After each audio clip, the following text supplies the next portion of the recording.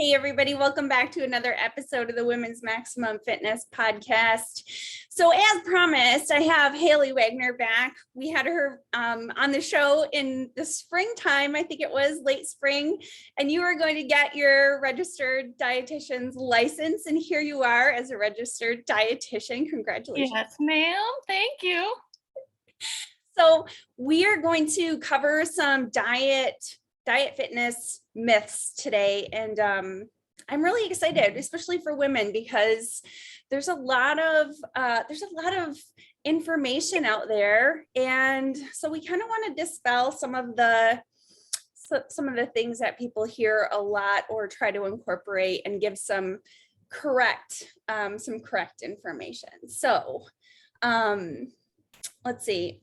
So I was thinking, I just wanted to do a little intro to say that I think most women, as far as general population goes, are trying to lose body fat, and their ideal body is likely more muscular than they would think. So they think a lot of times that they just need to lose body fat to look like, whatever example they might have on a magazine cover or whatever. But there is the caveat that they probably do need to weigh more and have more muscle mass than, for their ideal body. It's not just about losing body fat.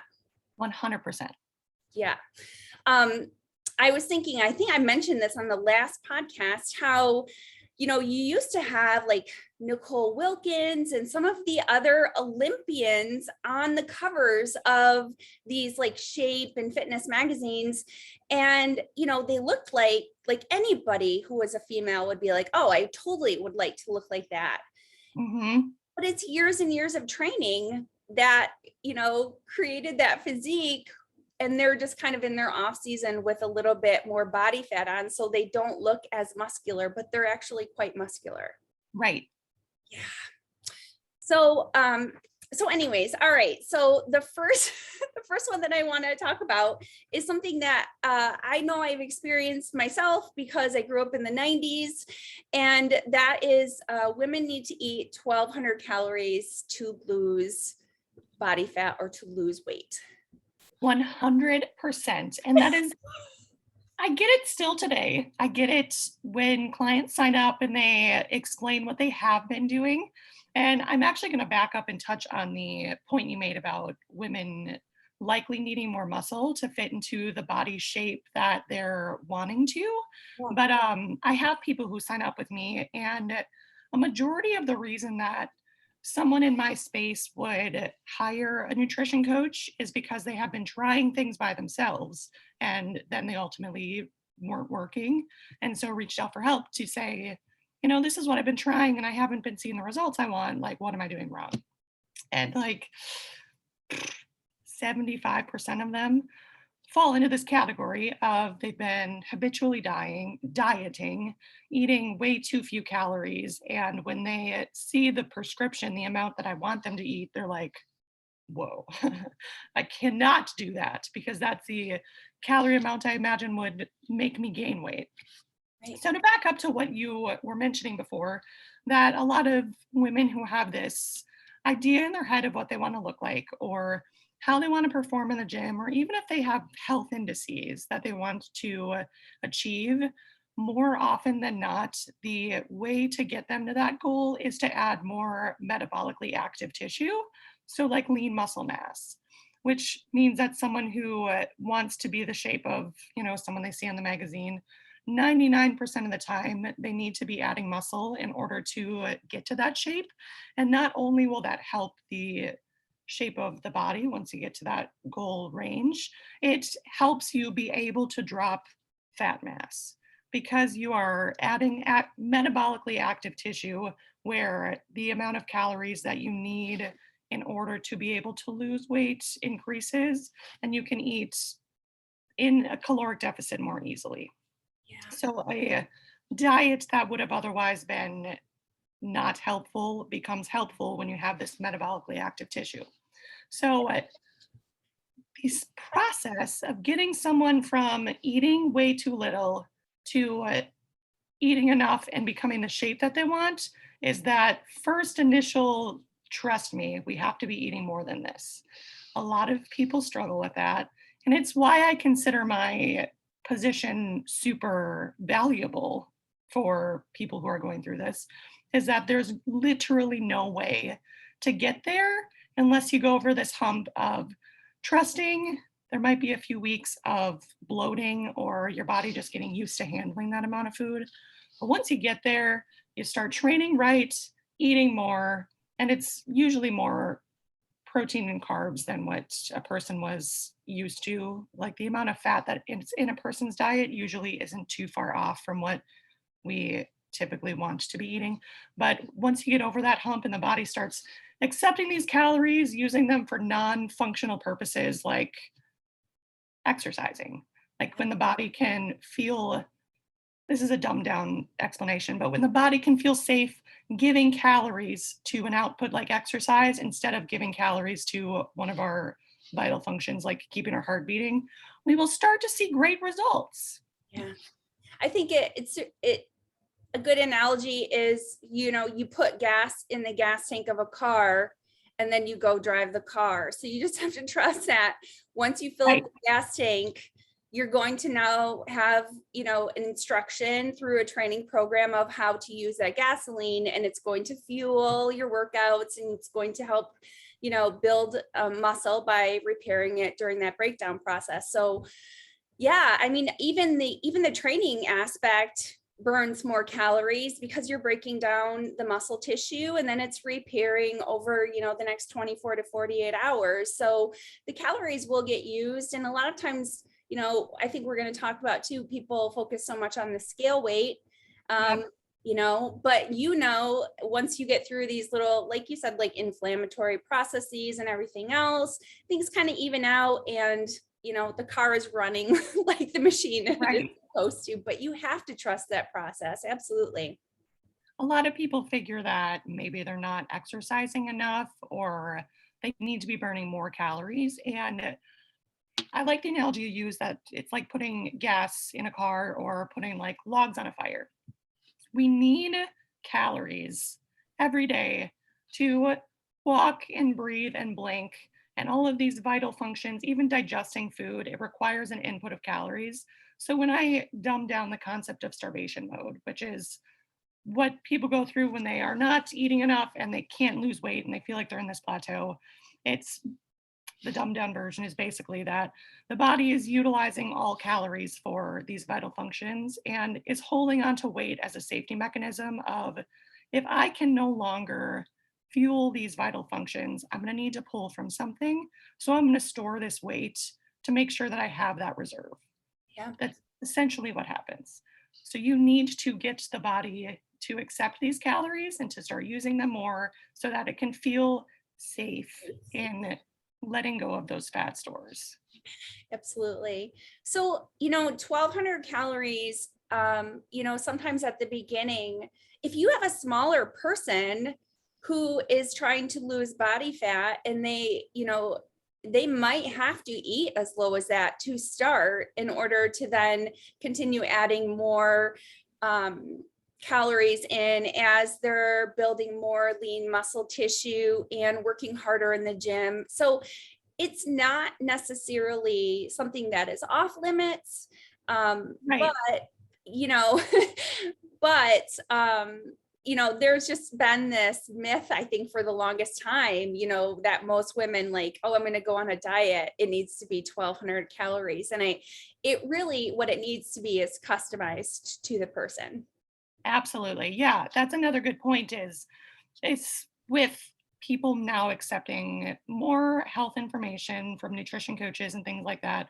There are these messages of, don't go too low in calories and you need to be eating enough and training enough.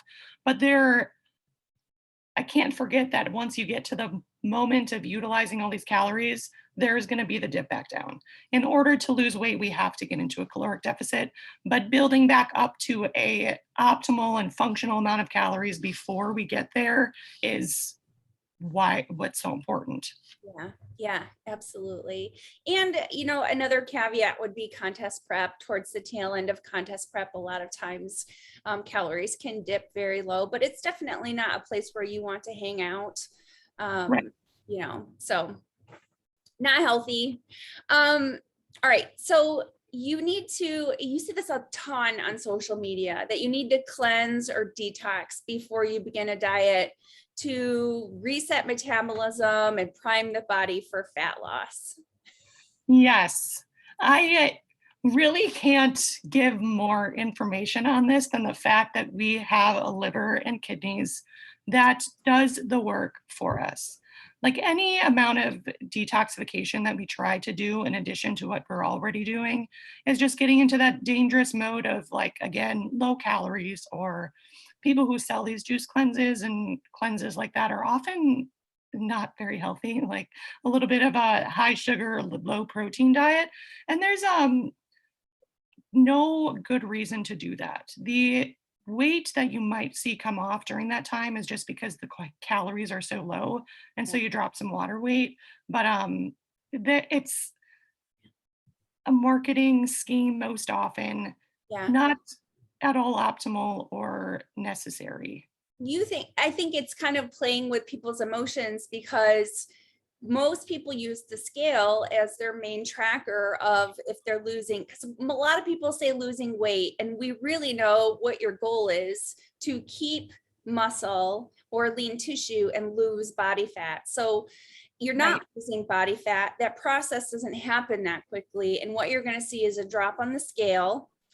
And so people think, oh my gosh, I lost 7 pounds in 3 days because of this Right. cleanse. And it's like, but as soon as you start drinking water and eating food, it comes right back. Absolutely. Yeah. Do you, what about I know people have said, like, oh, but you have all this impacted, fecal matter that needs to be flushed out of that happens with just eating regular food, right? This is a Right. natural process that occurs. You don't have a bunch of waste impacted in your colon. Yes, correct. no need to, no need to flush it all out. Yeah. Yeah. And anyone, I mean, it comes from this perception of, like, if someone's getting on a diet journey and they have previously been eating junk, Yeah. that food is dirty and you have to prime the food yourself to be able to take on clean food, which just, like, isn't true. I do see people who have, like, digestive issues, like hiccups, when changing major food groups, but usually the only thing that needs to happen is incorporate more water, and you'll be good to go in a few days. Nice. Nice. Yeah. And it's not a cure for, digestive problems either. Those need to be, elimination diets or something like Yes, that. You want to figure out something that's wrong, or maybe a culprit food or something like that. So, all right. right. So, carbs make you fat, Hailey. I don't want to eat carbs anymore. They make Yes. you fat, and you have to cut out carbs to lose body fat, or do keto. Yeah. So I mean, I come from an athletic background and I knew I was studying nutrition at a young age. So the carbs are bad topic. What word am I looking for? Fad, whatever. The Well, carbs are bad, fad. I never really caught on to, and therefore never really understood why someone would believe that. sure. I did have a client ask me recently, and it came from their family, so probably someone a few generations older, who had always heard and believed that carbs are bad because they get converted into sugar in the body. And we all know sugar is bad, aka added sugar is bad.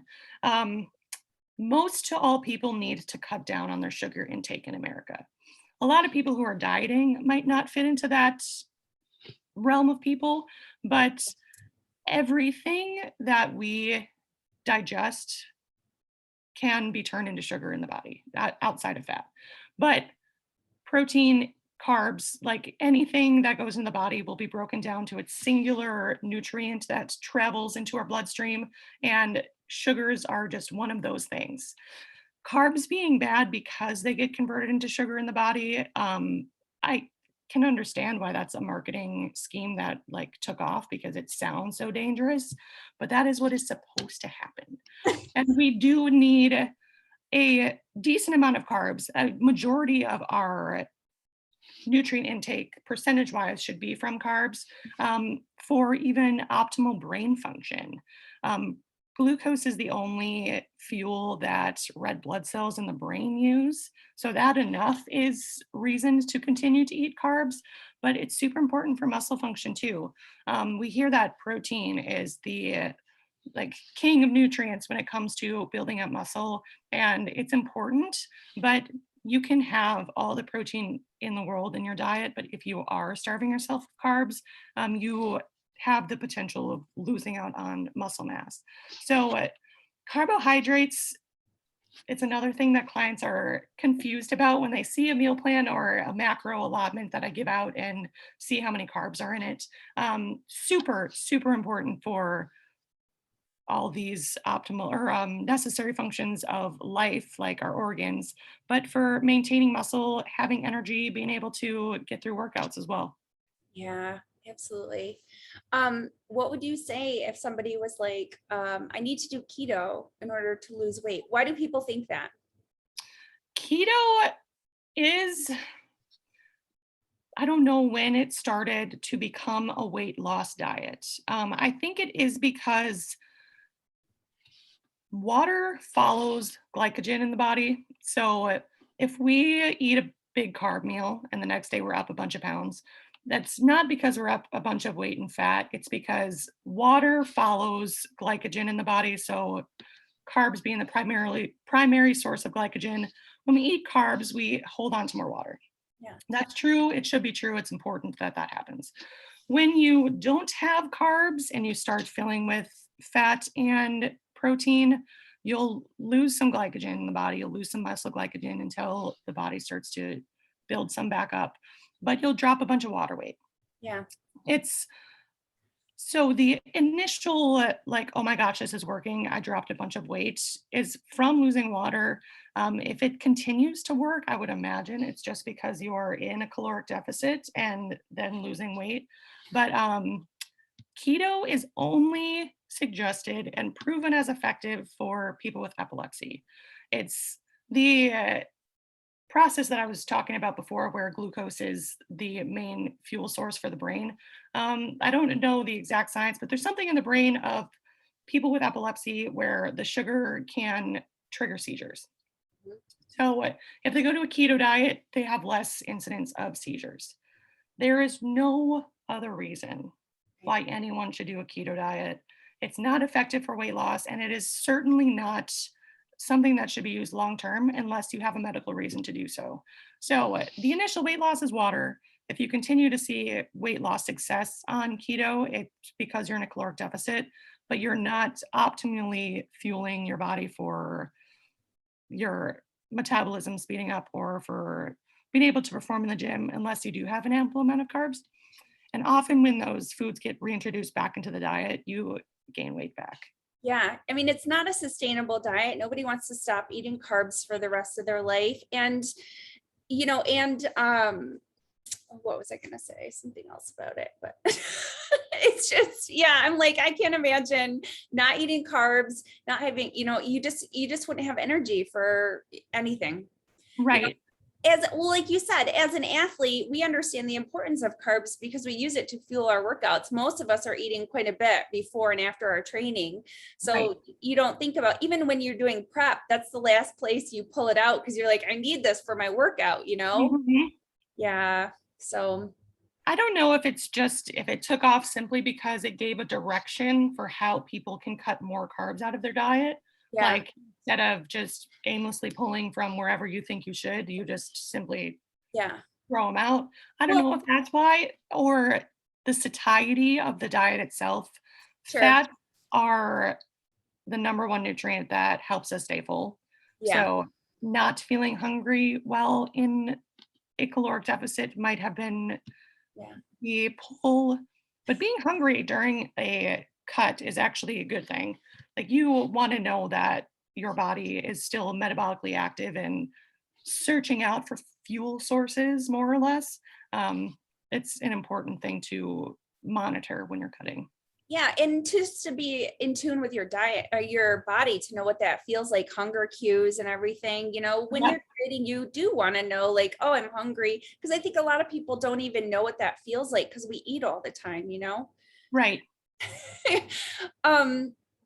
I think keto started with Atkins, and and like you said, when you cut out a whole, a third of your, the one of the three macros, you're going to eventually lose weight because you're cutting out. It's kind of like, if people say I'm not going to eat packaged food anymore, all I did was clean up my diet and I lost all this weight. But it's like, no, you're in a caloric deficit because you're not eating as much food as you were eating before, because you cut out whole food groups or whatever. So yeah. Let's see here. So you must eat several meals a day to stoke your metabolism. So why would we space out meals, and why wouldn't we space out meals? So there is truth to the multiple meals per day at a smaller portion size. It's not the same for everybody, but pretty well understood, dependent on your body size and muscle mass. There is a maximum amount of a nutrient that you can use and store as efficiently as you want to before it gets converted into fat. Some people have the issue of like a timeline construct in their day where they simply cannot space out the meals the way that they want. And in those instances, I'd rather the amount of nutrient you consume be at the level that I want it versus the amount of meals you consume at the level that I want it. But spacing out meals per day I generally ask for 5, has shown to have metabolic benefits of it's like that log on the fire situation, right? Like if you put a bunch of logs on a fire once in the day and you let it burn, you're going to have a red hot fire for a little bit of time, and then it'll slowly dwindle down. And when you got nothing, you got nothing. That's the dumbed down version again of how the body would use those nutrients. And it wouldn't be very metabolically effective to get you through a workout later in the day, things like that. If you continually add a log to a fire and let it burn at its hottest all day long, that's essentially what's happening with your metabolism. Yeah. So, and it wouldn't matter. I think the difference is extremes, doing 5 or 6 meals a day versus doing 1 a day. But if you do 3 meals a day, you're going to still probably be okay versus doing 5 meals a day. So, it's just one, for various reasons. Like you said, 1 meal a day is not optimal. Yep. Yeah.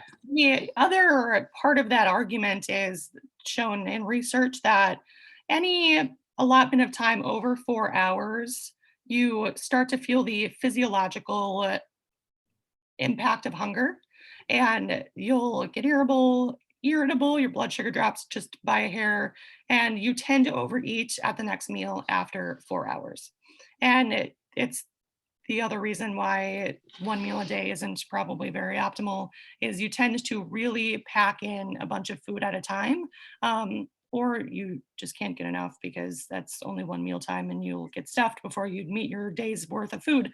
But for someone who I'd argue to go from 3 meals to 5 meals, it might be because their breakfast is at a reasonable time, their lunch is at a reasonable time, but that third meal is 6 hours later, and they end up having a ton of food at that mealtime because they're very, very hungry.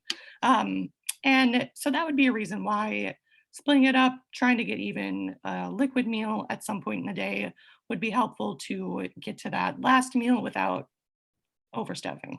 Yeah, absolutely. That's really good. All right. Intermittent fasting, which is huge. Yes. Huge right now. So people say it's the best way to lose body fat. Why does it sometimes work? And why may it be a good or bad option for somebody? So intermittent fasting itself is not a diet. It's not a diet. It's a strategy to potentially be able to help your dieting efforts. Um, the reason it might work for someone is if they are consistently eating from morning till bed and they don't have a trigger of when or when not to stop eating. They're not really following their hunger cues or a diet in any way. And then lowering the hours of the day in which they eat helps them to consume fewer calories. Sure. If Again, you're with the someone, deficit. right.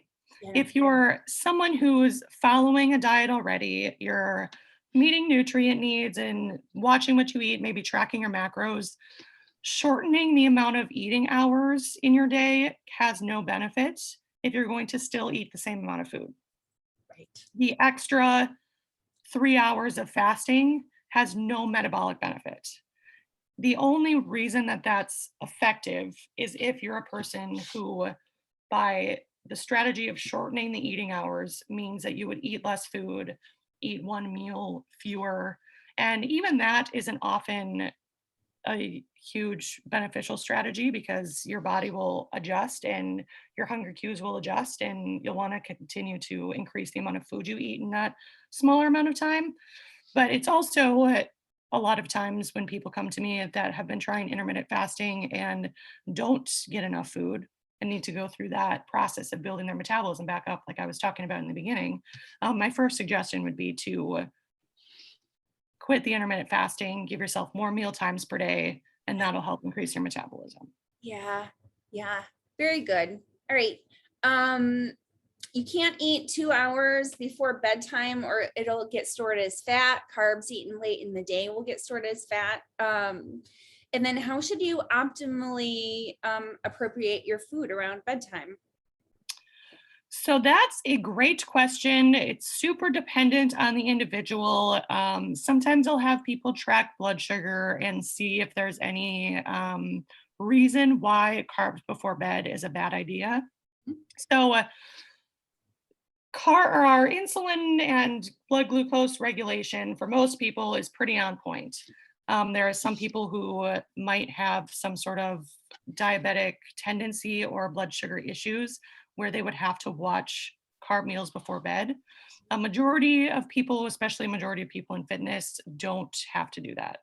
So I think that concept took off because of the percentage of the population who might have a diabetic tendency and need to watch carbs before bed, which if you have really high blood sugar in the morning, the first place that I would take carbs from is that meal before bed.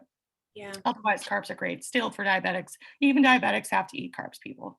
Great. But for the general population, like healthy, good blood sugar regulation, there's no reason not to eat carbs before bed, especially if you're active, if you had a hard workout. A lot of muscle repair, most muscle repair happens at night. And so a little bit of insulin spike before you go to bed isn't a bad thing.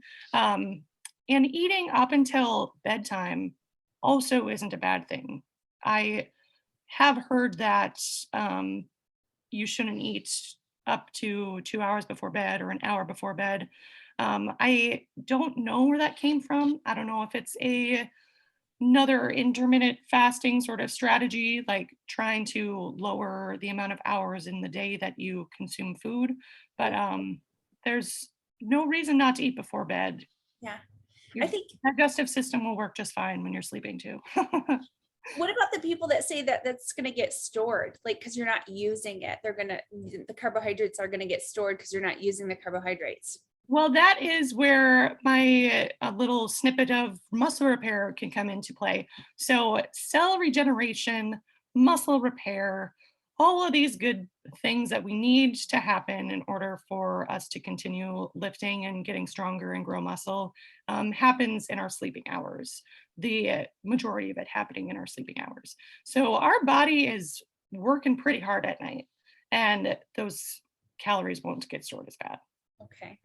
I think it's important for people to recognize their sleep patterns. And I would just say that going to bed super full can disrupt sleep, and going to bed hungry can disrupt sleep as well. Yeah. So that would be a way that I would say, this might be how you appropriate carbs. If you have your dinner too late, then you might not want to eat your last meal as well, because you might be too full. You just have to kind of figure out what's going to work out best for you for that time or long term. 100%. Yeah. So that every decision and every blanket piece of advice I give can be totally adjusted depending on the person and what they have going on. Yeah, 100%. Okay. All right. One high calorie meal or binge can blow all your progress and make you gain back the fat you lost and then some. Totally. Well, So I'm going to carefully tiptoe into this topic because part of it's true. right. Right. So, And then, yeah. And let's talk about what you do if you mess up too. right. Yeah. Right. So the one meal super high calorie can disrupt your progress can be true. So if we imagine that we are in a caloric deficit of 500 calories a day. Yeah. So we're eating 500 calories fewer than what we need and therefore are going to lose weight by the end of the week. Going through, let's say Monday through Friday, that's 5 days, 500 calories, 2,500 calories below maintenance for the week. If in a meal on Saturday and Sunday, or if over Saturday and Sunday, and I use those days because they're generally weekend is when people mess around and have a little bit more food, you consume 2,500 calories above your maintenance, which is super easy to do, you will not see the weight loss you expect by the end of the week. Right. That's a really easy way for people to start believing this isn't working. But it really is because the work that you've done through the week got undone on the weekend. Yeah. That can totally happen. Yeah. What I tell people to think about if they do have one meal off is if you're thinking about your weight loss in a cycle and you have one meal off and then you try to cut a bunch of calories from the next day, and then you might get over hungry and overeat the following, going into this like habitual overeating, undereating cycle that people do.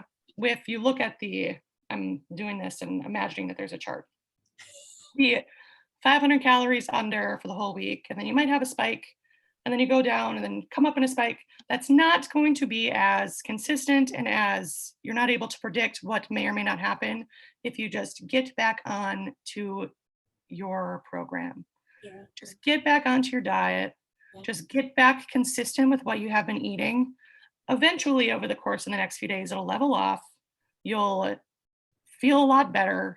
You won't have these instances of undereating and then overeating and then wondering if it's going to work.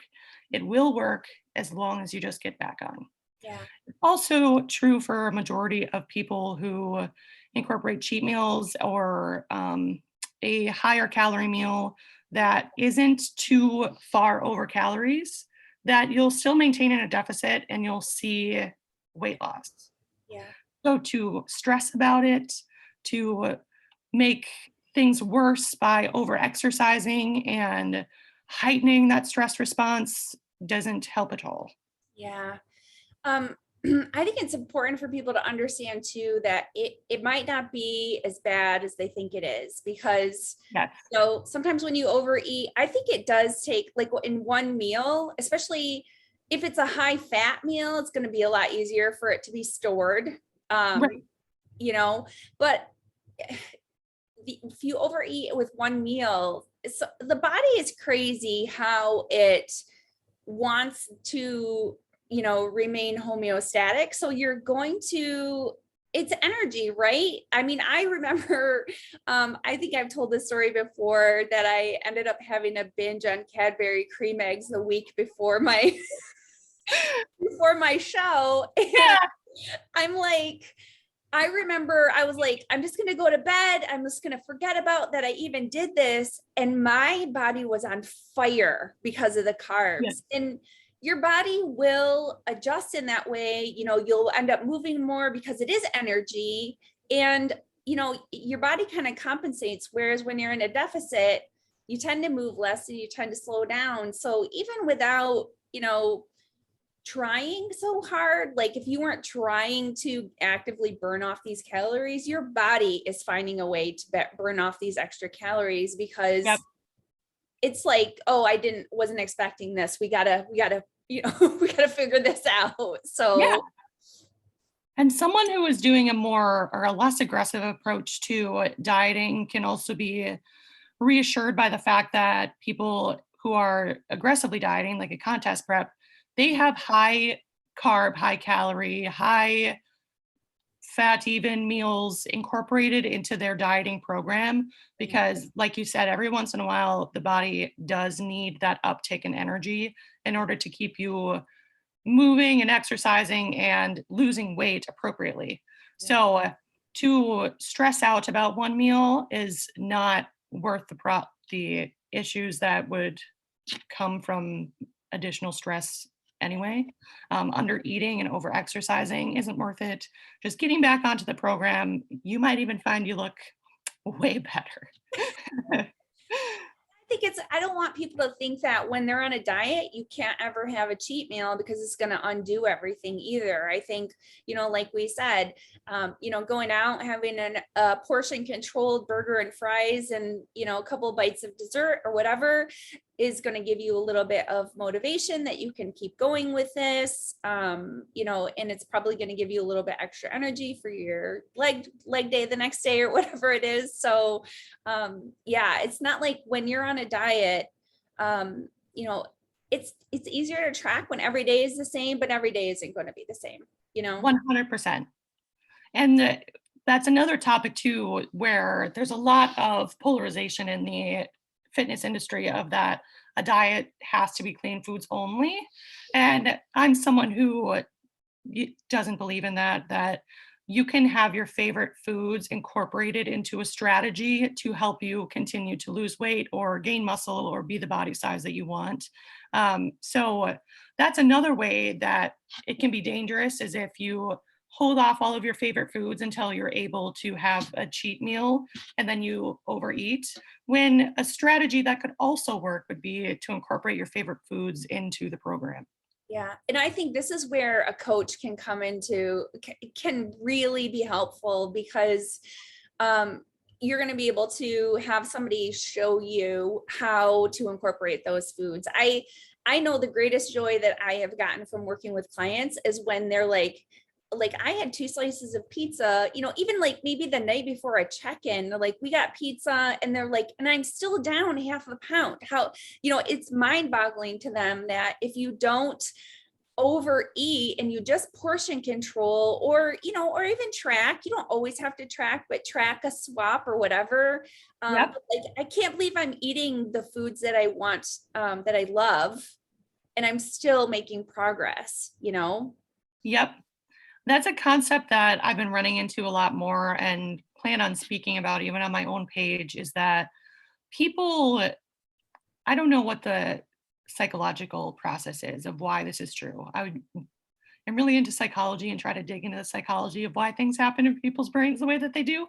But believe that smaller adjustments are not enough to take them to their goals, and that they're an outlier and they have to do X, Y, and Z things and totally uproot their life in order to make progress towards a goal.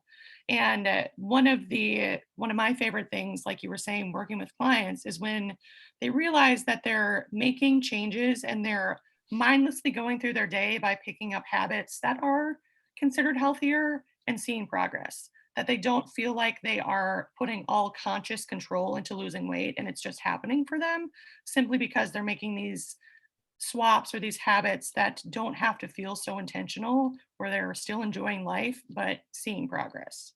Well, I've said this I've said this several times, and to me, I think people need to understand that when the biggest problem is everybody gains a couple of pounds every year, and this is how, over the course of 10 years, you're 20 or 25 pounds heavier than you were, at 45 than you were at 55 or whatever. Mm-hmm. And if you can make it through a year without gaining any excess body fat and do that repeatedly over your lifetime, you're going to be, so much healthier, and figuring out, behaviors that are going to allow you to live and not be so food focused, like I can and can't have this, is going Right. to, increase your quality of life as well. So 100%. so fun. I know the psychology of it all is amazing, because I think that's huge. When you tell people they can't have something, that's when they want it. And Right. it's like, it's after a show too. Now you can have all these foods that you want, and then you're like, oh, I don't want them anymore. You know what I mean? Because Yep. contest prep tends to be more strict. So And a lot of reason why people turn towards clean foods, even when they're allowed that freedom, and why people might look like they have a strict diet, even though they're allowed at any time to have these free foods, is because, well, one, you can eat more because they're less calorically dense. So you feel a little bit more satisfied, but you just feel better yeah, not having junk. It doesn't mean that you can't have junk. It doesn't mean that you can't have your favorite foods. But when you start to implement that into habits, you start to feel what a different food group feels like to digest. And you might avoid it simply because you don't want that feeling, yeah, which I encourage when that happens, because you can be in tune with your body and start to feel why things might have, like your digestion might have been slow in the past, or why you might have been groggy and tired in the past. That if you stick to more clean foods, you won't have as many of those symptoms. And that's generally why diets are built with clean foods, but it doesn't mean the rest are off limits. yeah. I think paying attention to how you feel after you're eating a food and those like triggers, because I think there's always a trade-off. Like, I'm craving a food, I know it's going to satisfy a craving, but if I eat a meal that is clean, that has a good amount of protein and, carbs and fats, that's going to satisfy me probably more than the craving. But you can have Yep. the craving, you can have the chocolate, but you might want to have the meal afterwards too. So just eat the meal, and Yeah. and satisfy what might be a hunger or desire to eat, and then decide if you really are craving that food or not. But it is a trade-off, and either option is fine, but one sort of satisfies and the other satiates, I think. Right. And even if someone goes off diet and, if they come to me and are feeling these guilty feelings, I encourage them to slow down and like think about what just happened and why that just happened. And like, there's no reason to be stressed. Like, just take this as an opportunity to think about what you would do in the next event that you want a food, or you want to have a bigger meal, or you're hungry or whatever. Why did this make you feel guilty? Is it a reason? Is it a valid reason? Or are you just like afraid of failure, or some other psychological thing that might be going on? A lot of the times people look back and they're like, well, I mean, I guess it wasn't that bad. And they're just very critical of themselves for falling off their diet. But that just goes back to what we were talking about before, that the consistency is what's going to make things happen for you. Turning Yeah. um, things into habit is what's going to make you successful. Yeah. So being able to look back and just learn from those experiences is just as important. Yeah, and saying, I did the best I could at that particular time, rather than saying I failed, or I didn't do what was my plan, I think is really important too. If you have, a vacation or an event or something like that, and just say, I did the best I could in that situation, and it wasn't, feeling guilty about something, like you said, doesn't really, it doesn't help it. You just evaluate how you handled that particular situation. Could you have done better? What are you going to do next time? It's a Hmm. constant, nobody is doing everything 100% right every day, day after day after day, because you have external variables that are impacting those things, Right. these choices. I do have clients who fall on an eating disorder spectrum. Yeah. And for someone who does go through a binge, one of the important things to remind them is that for every action we do, you are satisfying a need of some sort. We do not aimlessly go through days doing, like, in chaos, just making decisions off of a whim. Or making decisions to satisfy a need. And in that particular instance, you turn to food to satisfy some need, whether it's a need of like comfort or self-actualization or socialization, like you turned to food and you made that decision to satisfy a need. So let's think about what that was. If you in the future feel that need come up and you don't want to go to food, like what is the alternative thing that could also satisfy that need? If there is none, and you like in a social situation where you want to connect with people over food, like that might be the only choice. There's no reason to feel guilty about that. But going back to the like root of why did I make that decision and is there an alternative is the strategy there. Yeah, that's really good. Again, we're always analyzing our behaviors and asking ourselves, why we're doing that. Because if you want to correct that, you have to look at what you're doing. Right. Yeah. Let's see. So, all right, okay, this is the fitness trackers. Should you eat back or subtract the calories burned on your fitness tracker or the calories burned on the cardio machine to determine how much weight you will lose in a week? What are the issues with calorie trackers? And what should you consider good, bad with these numbers and with tracking? Yes. Okay, perfect. I am gonna I'm thinking about how to go through this topic because I don't want to stress anyone out. Yeah. But a lot of principles of dieting and exercise that have been dumbed down to numbers that are applied to everyone are not accurate. Yeah. There's a degree of variation in how many calories you burn in a day. There's a degree of variation in how many calories are in a food, like food group to food group, apple to apple, 4 ounces of chicken, 4 ounces of chicken. There is variation in how many of each nutrient is in that food. There's a variation in, I said how many calories we burn, but just to elaborate on that, like women in the stages of their menstrual cycle, or if it is rainy, or if you are tired, or if you had a big meal the day before or not, there's a degree of variation in how many calories you burn. Yeah. There's definitely a degree of variation of how accurate calorie trackers are on treadmills, if they're only analyzing what your weight is versus what they expect your caloric output to be. Your lung capacity changes how many calories you burn. Your steps per minute change how many calories you burn. So if you're taller or shorter at the same weight, the only thing that those machines are calculating is your weight versus an equation that predicts what you might burn. The same is true for calorie trackers. So like I said, the amount of calories you burn per day or the amount of calories you even consume per day is going to fluctuate. So those numbers are an arbitrary place to try to stay. If you analyze down to the number and try to add back calories or subtract calories for any reason, you're going to end up in this position of not knowing what variable really changed.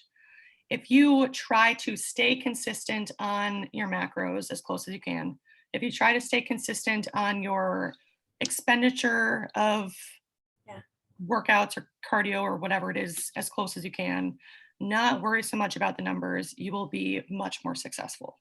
So I always say, I have never looked at how many calories I burned after I lifted weights. Right. I have never asked a client, how many calories did you burn after that weight training session? Like, it's never like that. To me, that is not a variable that is important or a measure of if the workout was a successful workout, right? Like, just 100% it's not. Correct.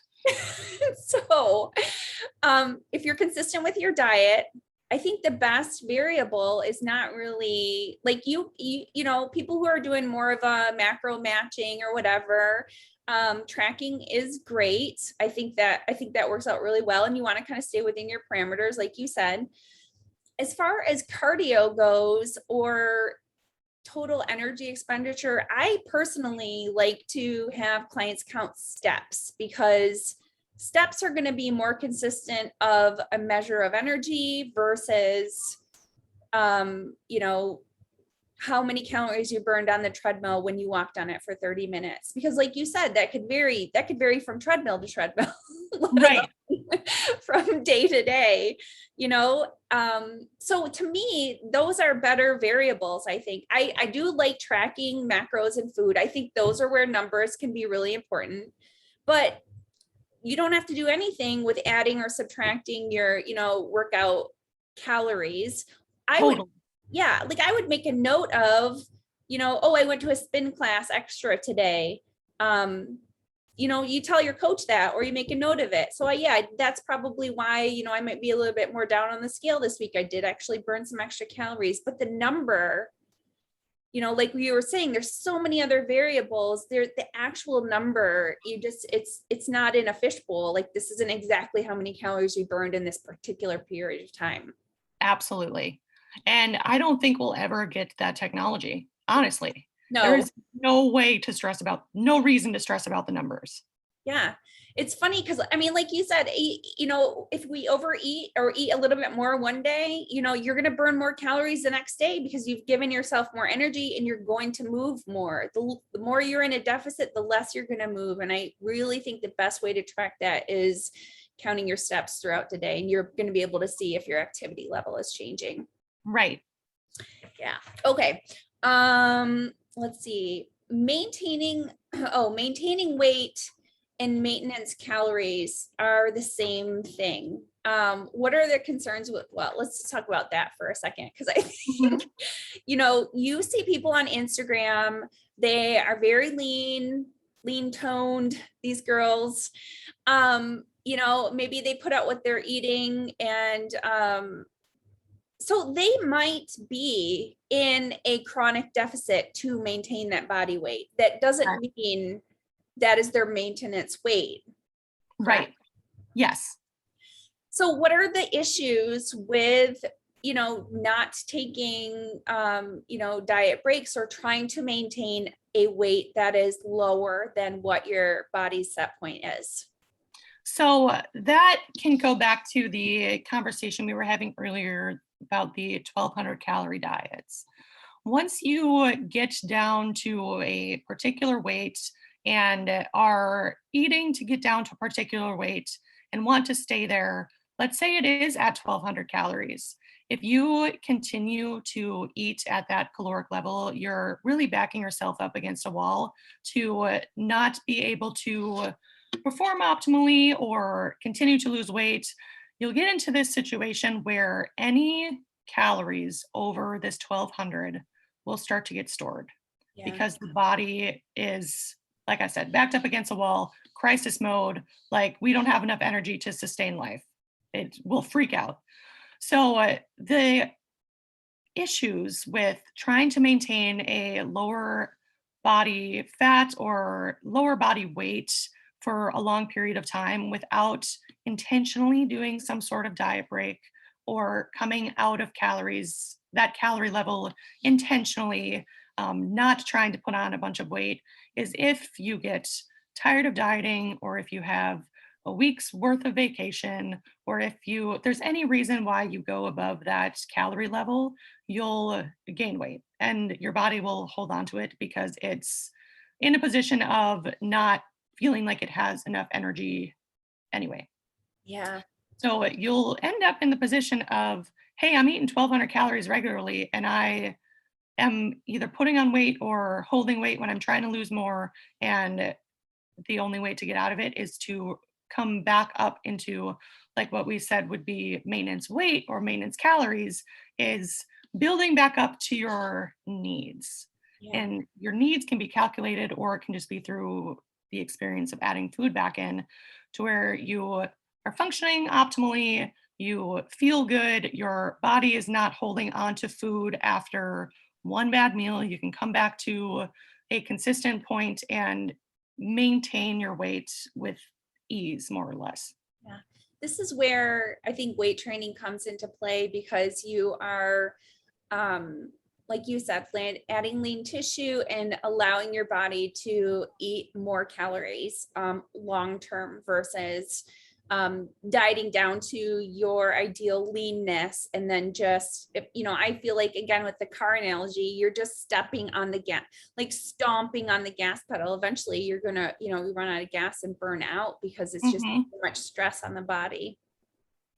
And it's not so much that I've seen this happen, but it's 100% true that trying to maintain a very low, like let's say close to contest prep weight.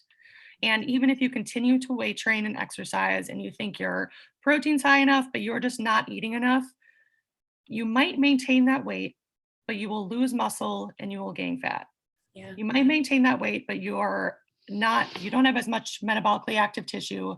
It takes a lot of calories to feed muscle. So if you're not getting a lot of calories, the body will say, like, let's get rid of some of this muscle so we can continue to survive at this calorie level. Right. Because it takes more calories for muscle to be utilized. So the body gets rid of that because fat is easier to maintain. Right. Yeah. Yeah. We don't want to be skinny soft. No, do not. Do not. Let's see. So talking about how do we incorporate diet breaks, diet breaks and refeeds for health and adherence?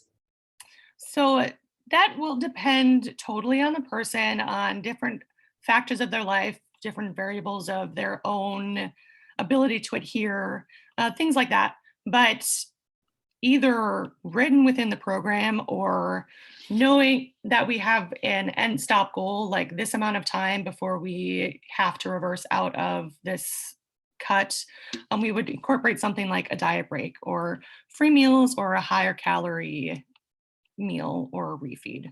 And that is important for all of the reasons we've already outlined, that backing ourselves up into the corner by continuing to lower calories is not going to be effective, especially for someone who wants to maintain muscle.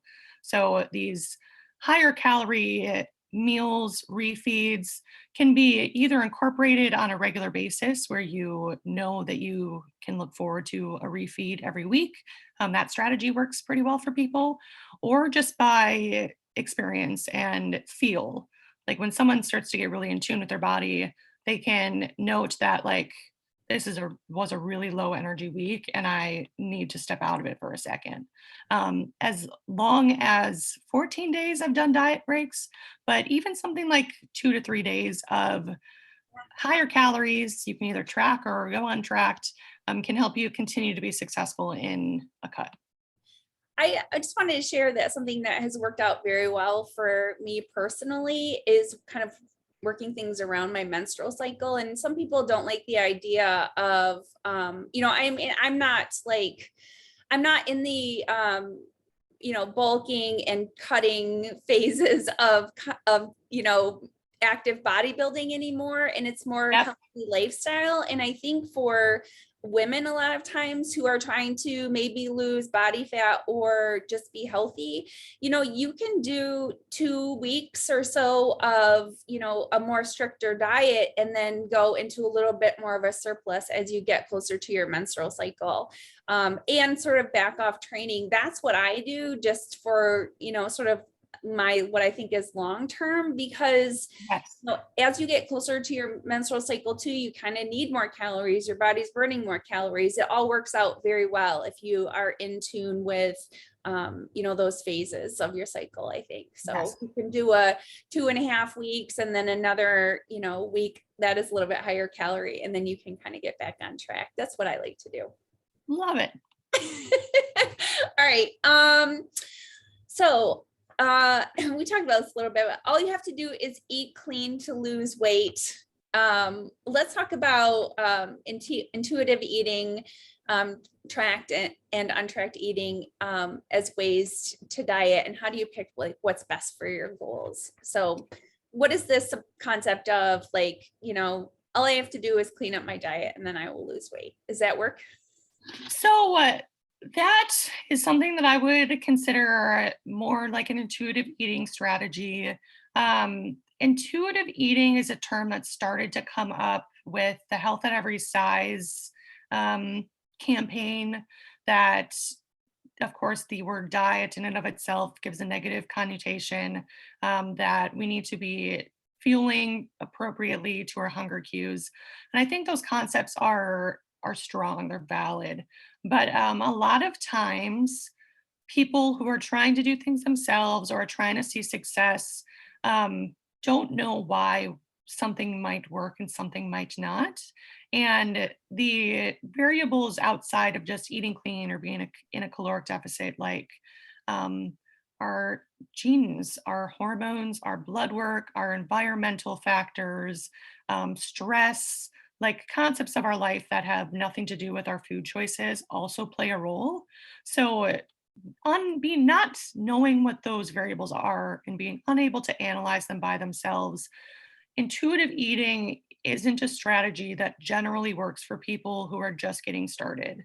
I generally recommend that guidelines are imposed at the beginning to be able to make progress, then show a client why that progress was working, start to put these fundamentals of learning about the diet and learning about your body into practice as you're seeing it happen.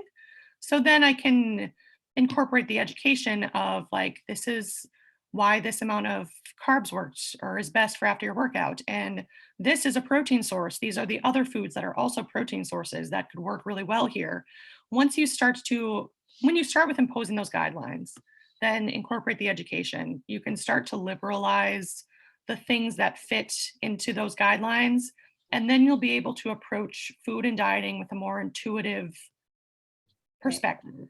You'll be able to make those decisions yourself. But to start by trying to make the decisions yourself, Yeah. most people end up doing it wrong.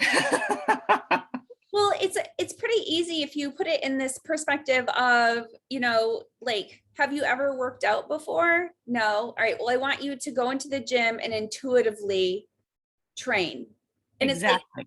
it's like, I don't have any base. I don't know what I'm doing. So, like you said, guidelines and parameters, a program first, and then explaining, why this is, and, like I said, people don't always have to hire a coach. I don't ever want to deter someone from hiring a coach, but putting a diet together that's something that you can follow, according to what your needs might be, a pound of a gram of protein per pound of body weight, and making sure that you're, what I mean? You can do that to give yourself some sort of a guideline, but working with a coach for 6 months is probably going to really set you up to be able to be living this lifestyle without so much restrictions, Yes, absolutely. Yeah. we're all about the education, Right. You said something to me on the last podcast after we went off the air about, I was like, hey, there's so much knowledge out there about diet and, nutrition and training. And I said, it always floors me that people don't know more stuff because there's so much information out there. And you were like, if they're not interested in learning about it, they aren't going to research it. And I was like, oh, because I'm interested in it. And that's why, Yes. Yeah. So I think that's what you can get from working with a coach is a crash course in education, personalized for yourself. Right. So that you can people don't know what they don't know. Yeah. And in every instance, not just about dieting and nutrition, if you go to research dieting concepts, you'll start by researching what you know, which might enforce what you're already doing, which might be wrong for you. So hiring on someone with that objective eye is usually a pretty good first step. Right. Plus you have had, this experience of working with all different kinds of people.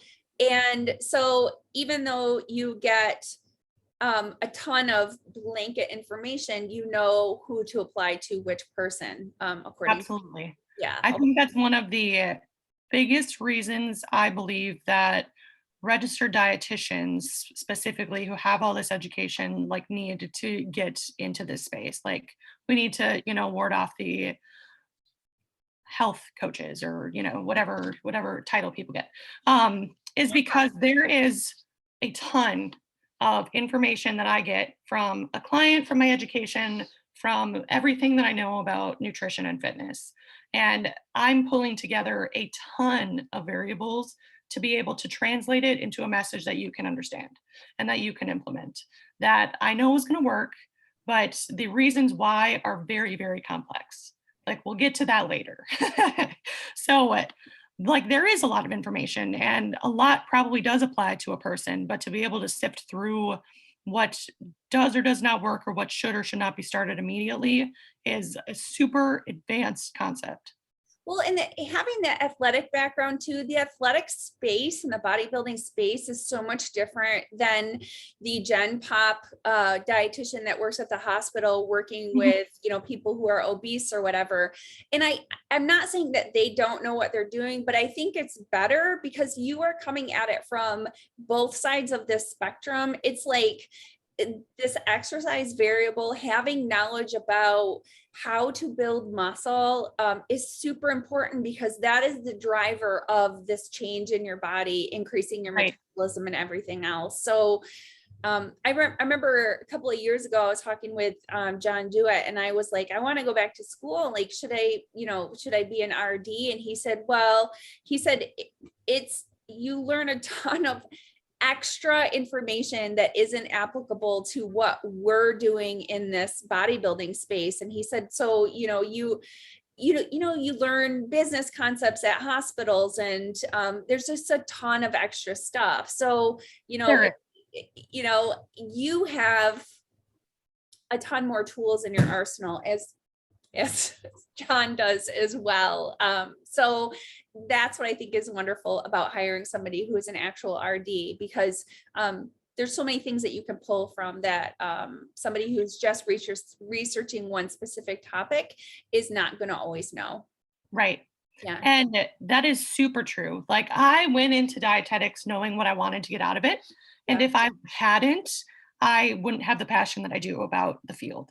And because it does turn you into a little bit more of like a lot of registered dietitians in healthcare work is like almost a waitress, that they're providing meals for the people who are hospitalized. And this is a general statement that does not apply to everyone, but a lot of people with health conditions don't have motivation to change. They are accepting that this is their reality now, but like, who cares if I get better? That's true for a lot of people who are in the hospital. Not all, but some. But understanding every possible issue that could come up with every single organ system and how every single organ system contributes to the process of losing weight and gaining muscle is unique to someone who has that education, and is super important because there's no barrier to entry for someone who wants to lose weight, gain muscle, or even bodybuild. Like, every people from all walks of life want to go through these transformations, and might not all have the same physiology that they got going on, and the concepts of this is how to build muscle might not always be enough. Yeah, absolutely. Well, you're doing the Lord's work. Well, thank you. Yeah, it did turn into a lot of, like, my education did not teach me how to be a coach. Right. People who want to become a registered dietitian to learn how to work independently with clients, you won't get that education. Yeah, I know. And I have gotten to the point now where I'm not working with clients at all. And I just want to be able to provide more generic information. And I know the information that the podcast is putting out is helping people, because I do get messages about that. I love that. Yeah. And it's a bigger audience. I was like, I want to help more people, because I did love the one-on-one, but, it not being, my field, it takes me more time. It takes a lot more time. I want to be 100% accurate. And, I want to make sure I'm doing everything right. So, it's just like, this is a better use of my time to be able to glean from the experts that I know. Yeah. And have these conversations so that we can help more women. I think it's super important. Yes. Yeah. So, and then if people want a coach, they can hire Hailey. Right. All right. So I think we have one left, which is the scale is the best or only way to measure physique progress. And then what are good ways of tracking, measuring physique progress, and why shouldn't you be married to the scale? Yes, totally.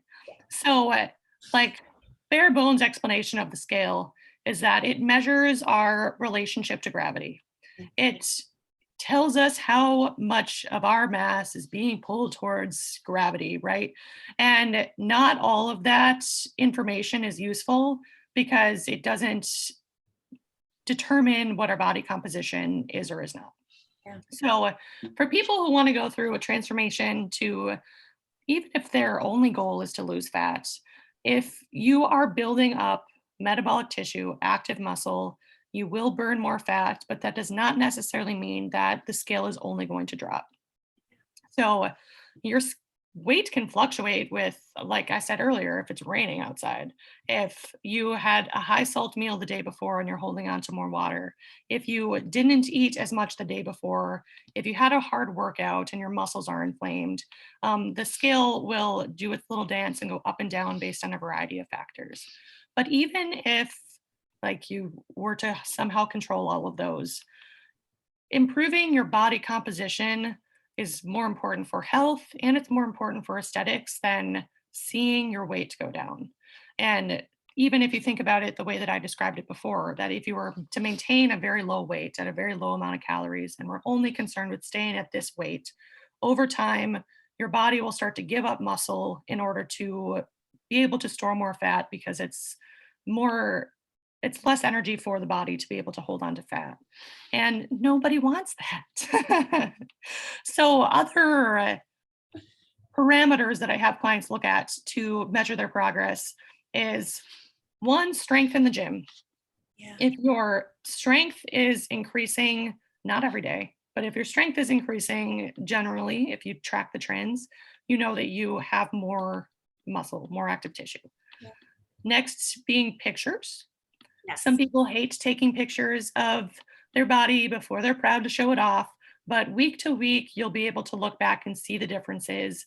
You'll be able to measure with your eyes of like, I look a little bloated, and that's probably why the scale is up. Things like that. And being able to see that progression from maybe a little softer but bigger to same weight, smaller and harder, big muscles, like that's an awesome transformation to see. And some people I'll have do measurements. So if you have a significant amount of abdominal fat mass to lose and you can't visually accept that it's going away, but you can measure the centimeters or inches, that's a good way to be specific to body size versus mass. Yeah, absolutely. Pictures to me are like I always do pictures and weight because like you said, people always hate taking their progress pictures, but I just want to encourage people to do that. Be consistent with how you take your pictures. Morning dry weight, always in the same place with the same background, same distance from the camera. I set up a video a lot of times and do a video, and then I do my quarter turns and then screenshot from them. So that's an easy way. You don't have to have somebody else to take your pictures. Yep. Yep. And then, keep them in a folder, on your phone or whatever, and weekly, every 2 weeks. But I know, my successes with clients in the past have always been, usually around, especially around like the 2-month mark where they're like, oh, I don't feel like I've lost that much weight on the scale, but then you do side by side pictures and it's like, you look like you lost 10 pounds, Yeah. So very cool.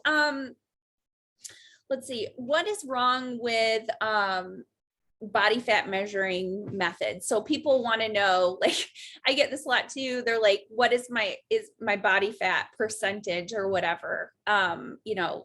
Is that an important measurement? Is that something you can measure accurately? So no, there really isn't a good way to accurately measure body fat percentage on a living human.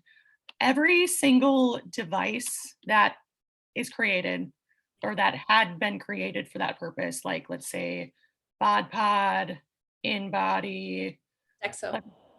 yeah, DEXA, bioimpedance scale where you step on it and then it tells you, and that's all you have to do.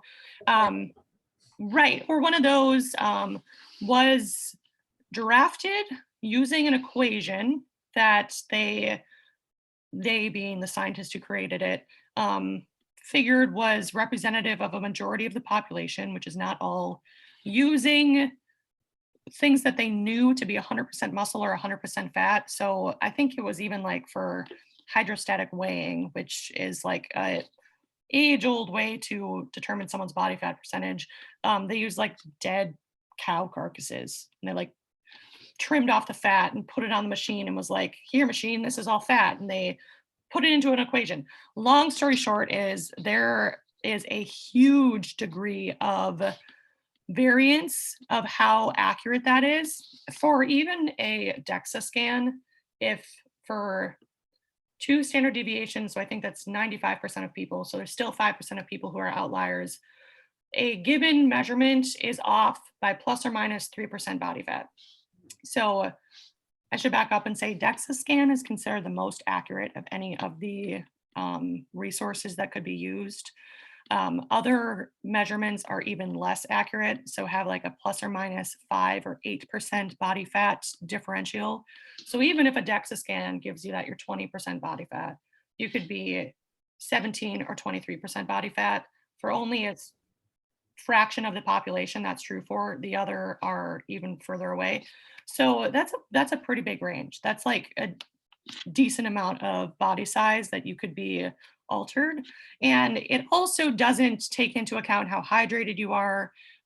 Things like your hydration status mess up those measurements, but there is not a single way right now that anyone can accurately tell you exactly what your body fat percentage is, unless they were to shave it all off of you and weigh it. Right. So only through death. Right.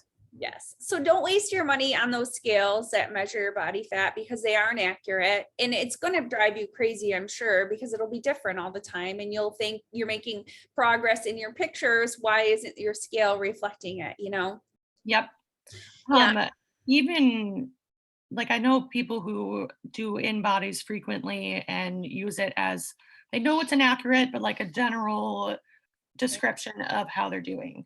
Even that I don't love as a strategy. No, I have, I forget, one of the podcasts I was listening to, they were talking about how someone did a Dexo and then went back like 4 weeks later.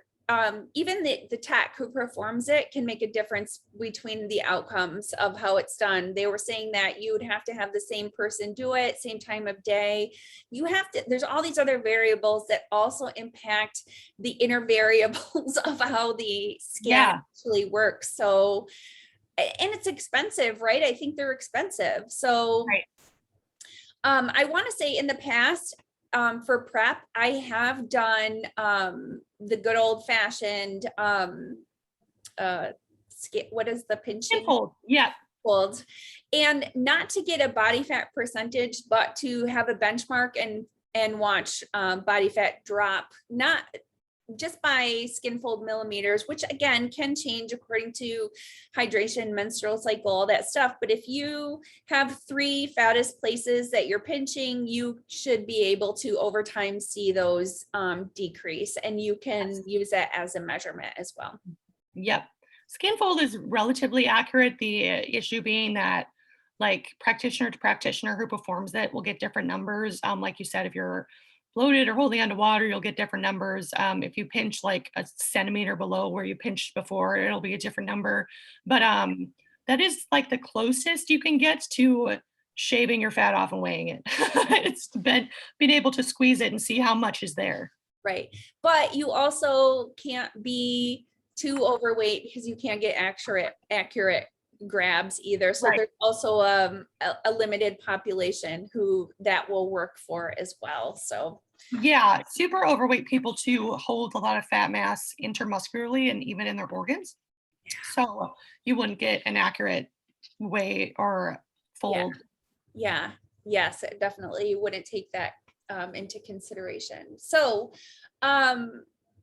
so how do you want to go in? I don't know if you want to go into this, but how would they kind of set up a diet for themselves? Do you think if they were going to, oh, I heard all this information, I know what not to do, I just want to start and get myself something that I to try.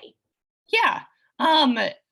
So setting up macros, there's general ranges that I try to stick to, but it's of course not accurate for everyone, or there's outliers or reasons why this wouldn't or would not work for someone. But the general, you already mentioned before, 1 gram of protein per pound of body weight is something that is used often and can be a super helpful place to start with benchmarking your protein. Um, Doubling that number to get to your carb amount is really good for athletes. 1.5 of that number to get to your carb amount for general population is pretty good for general population.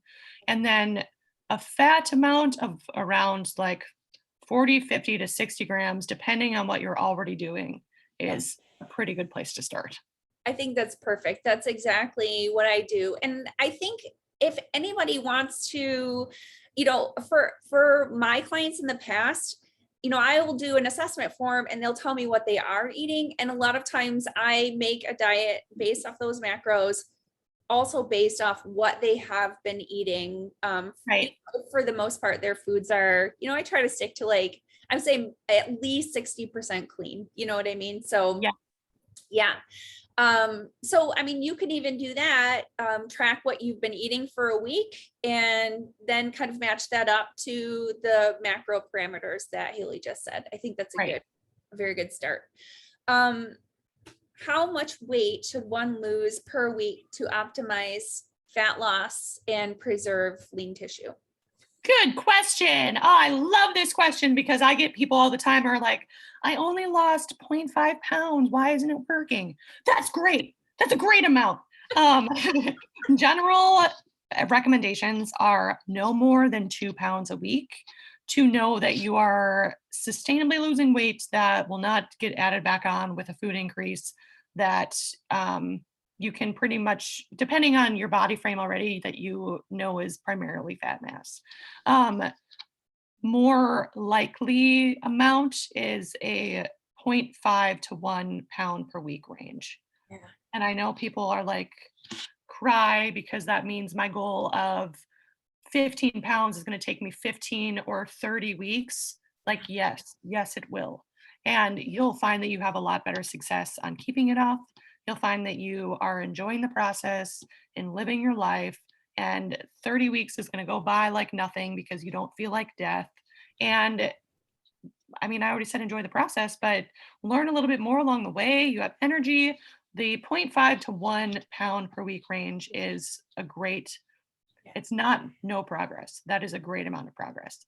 I will say that there are instances where a client might lose more, like 5 pounds. And I'm like, don't worry, it's not like you just lost a bunch of muscle. It's either a big downtick in weight for your water weight or whatever. Let's see what happens next week before we worry about it. And if you have a lot of weight to lose, those bigger amounts will come off faster, especially in the beginning.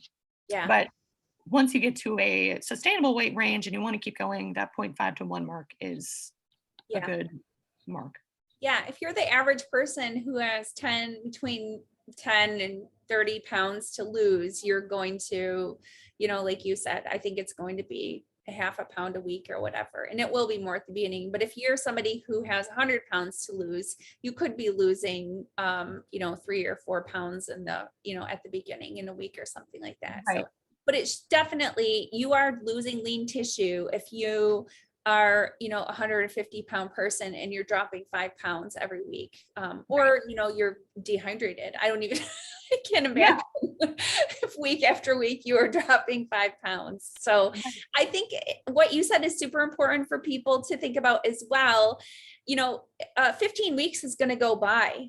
would you have preferred to drop 15 pounds in 15 weeks, or 0 pounds in 15 weeks, or gain 5 pounds in 15 weeks? So a lot of it is perspective as well. The time is going to pass anyways. You might as well be learning new behaviors to get you to your goal.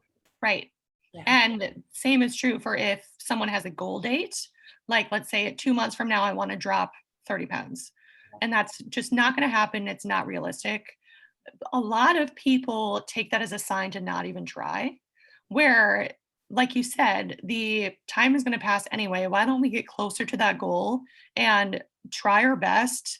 We're definitely not going to get there, but try our best. And when the goal date comes, you'll feel better than you feel today.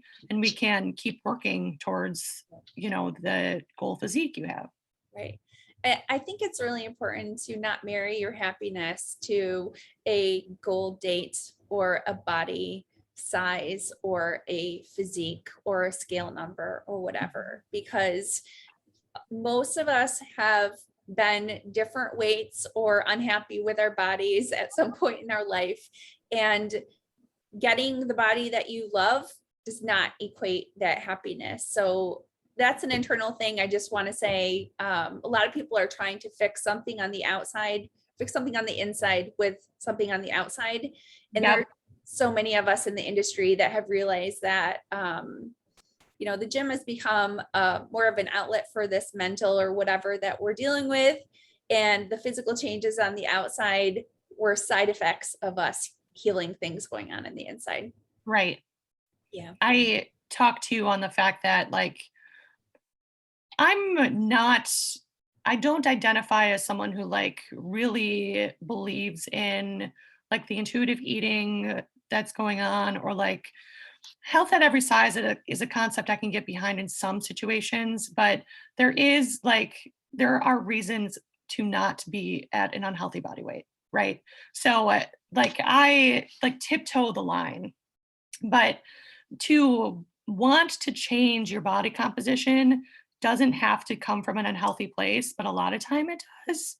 And so you have to go into this new lifestyle journey. I always call it a journey. It's a very hippie term to use, but you got to go into this journey out of a place of love and wanting to provide the benefits that come from it versus coming from a place of hating your body or like wanting something to change, this place of judgment and like I have to be better or do better. If it comes from that place too, oftentimes you don't stick to it. Like hate is not a driving factor. It's not something that gets us out of bed in the beginning of the day. Like love and passion is. So you have to start there. And if you're someone who does want to change your body composition and you don't know why it hasn't been working, a good place to start is to figure out why that's important to you. And if it's not something that comes out of a place of love, like what can we do? What mindset shift needs to happen first before we can make it happen? Yeah.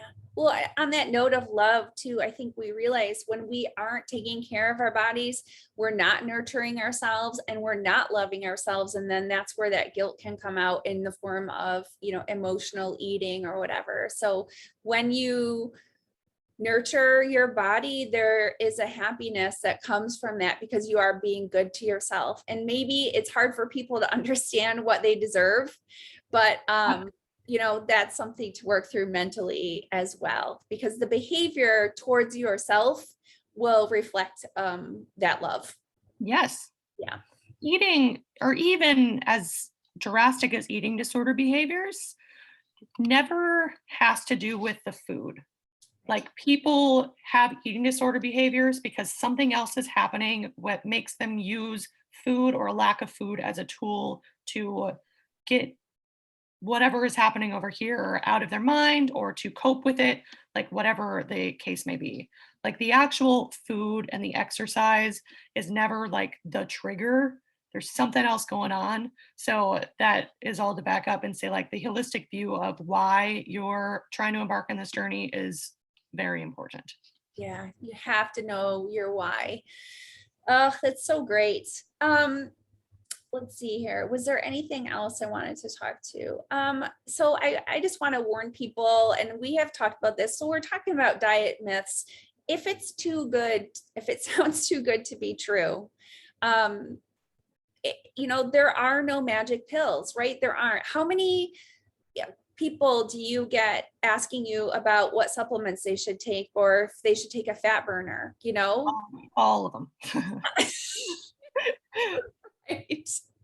Right. Everybody wants this to happen quick. And I think what we have talked about is, behavior change over time, something that you can adhere to consistently will get you to where you want to go. But you have to be willing to embrace the journey and learn along the way, because if you don't learn anything, you will go back to your old behaviors. You have to learn and establish and incorporate and over and over and over repeat. Yeah.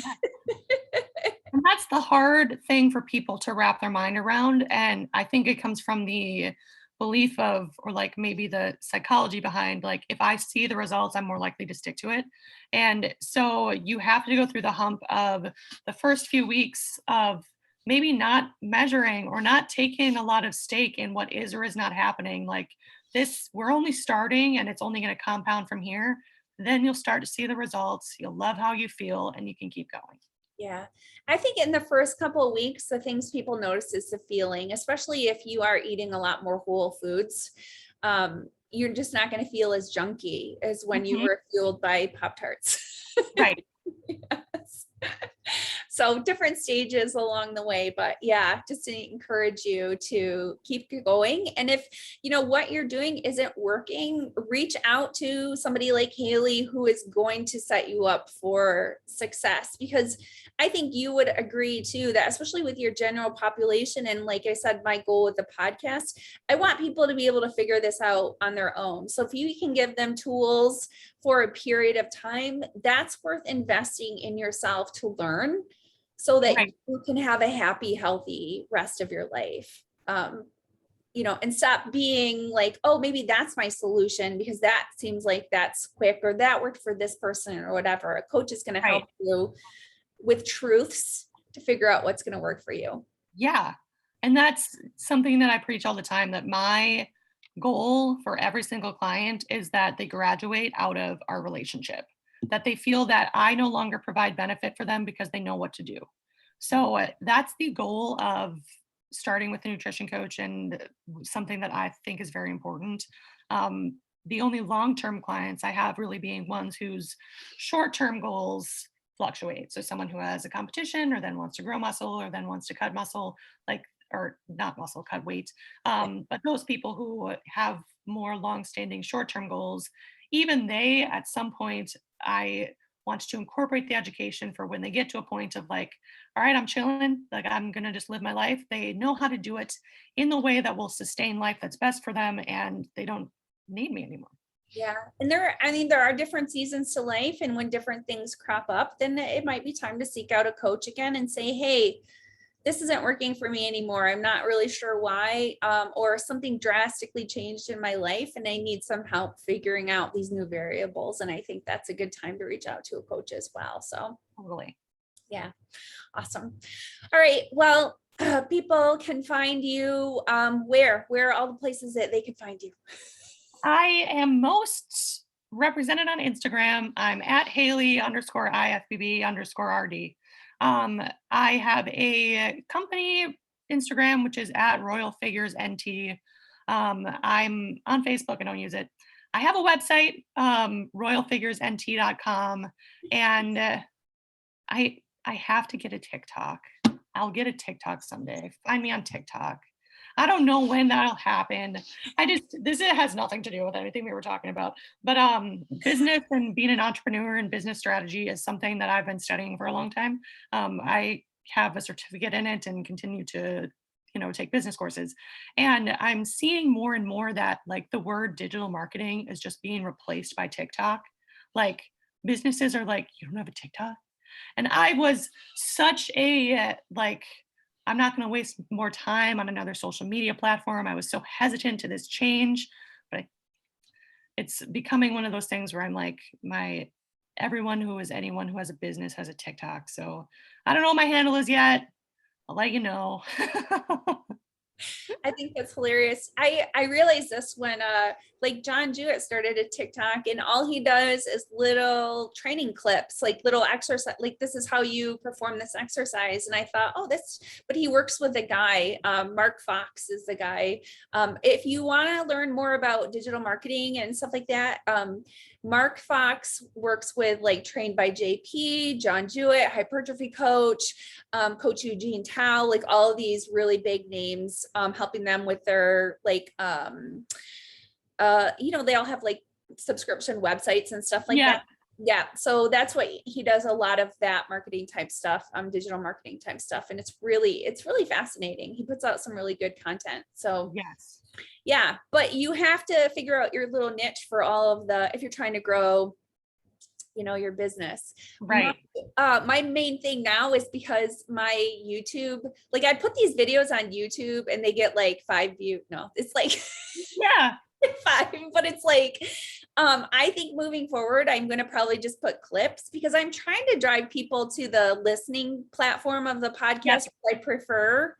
And I don't ever want somebody to go on YouTube and be like, her podcast sucks, because the podcast platform is doing very well, but YouTube is no correlation with how well it's doing. And it's not really an audience that I love, because there's a lot of, YouTube's a weird place. It is. There's a lot of 4amers on YouTube. Yeah, there's a lot of trolls. There's a lot of empty accounts. Yeah. Yeah, they're vocal. Yeah. So, but yes, that is something that's, we're all trying to figure out our way with the various forms of social media and the purpose. Absolutely. I correlated my resistance to moving to TikTok to like, the older women that are still on Facebook, like commenting on pictures like, looks great, Deb, you should come over sometime, we'll barbecue. Like that's going to be me on Instagram when the rest of the population moves forward to like 4 other social media platforms, and I'm still posting on Instagram because it's my favorite. I just need to get with the times. It sucks though, because we're such creatures of habit, and it's like it was what was comfortable. Like that's the Instagram was the social media that blew up for me. That was where I felt comfortable. But now, they screwed us with the algorithms. It's, you have no idea. Do you have a business Instagram account? Yes. So you can see the engagement. Right. And it's like, okay, I have 60,000 Instagram followers. You let 1,500 people see this post. Right. Thanks. Appreciate it.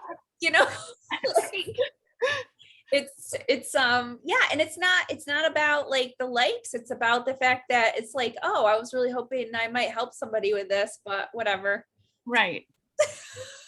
Yeah. Rude. Totally. All right. Hey guys, you can find me on Instagram at buffcake22. You can follow the podcast at Women's Maximum Fitness. Go out there and write a nice review. Say Hailey did a great job. Maybe Hailey's going to go write a review on Apple iTunes saying she had a great time on the show. We get the bet your bottom dollar. It helps get the podcast out and helping more women, more people who are looking for help with their health and fitness goals. So anyways, have a great day. Thanks for listening, watching, like, subscribe, share, and remember that healthy looks different on everybody.